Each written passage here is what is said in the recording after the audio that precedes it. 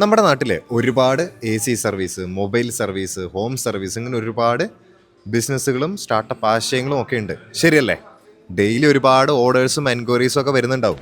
എല്ലാ ഓർഡേഴ്സും കമ്മിറ്റ് ചെയ്യാൻ പറ്റിയെന്ന് വരില്ല. അവിടെ ഒരു പക്ഷേ ഇൻഫ്ര ആയിരിക്കാം പ്രശ്നം, മാൻ പവർ ആയിരിക്കാം പ്രശ്നം, ചിലപ്പോൾ ഇതിനൊക്കെയുള്ള ഫണ്ട് സോഴ്സ് ചെയ്യാനായിരിക്കും പ്രശ്നം. ഇവ പൊതുവെ പ്രൊപ്പറേറ്റർഷിപ്പുകളായിരിക്കാം, LLPകളായിരിക്കാം, പാർട്ട്ണർഷിപ്പുകളായിരിക്കാം.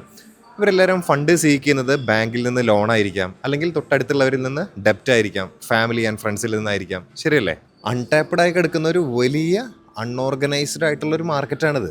ഇത് ഓർഗനൈസ് ചെയ്ത് സ്ട്രക്ചേർഡായി പോകുന്ന സ്റ്റാർട്ടപ്പുകളിൽ ഇൻവെസ്റ്റ് ചെയ്യാൻ ഒരുപാട് നിക്ഷേപകരുള്ളൊരു മേഖലയും കൂടിയാണിത്. ഇത്തരം ഇൻഡസ്ട്രികളിൽ തുടക്ക കാലഘട്ടത്തിൽ പ്രോഫിറ്റിനേക്കാൾ ഉപരി സ്കെയിലബിലിറ്റിയാണ് ഫോക്കസ് ചെയ്യുന്നത്.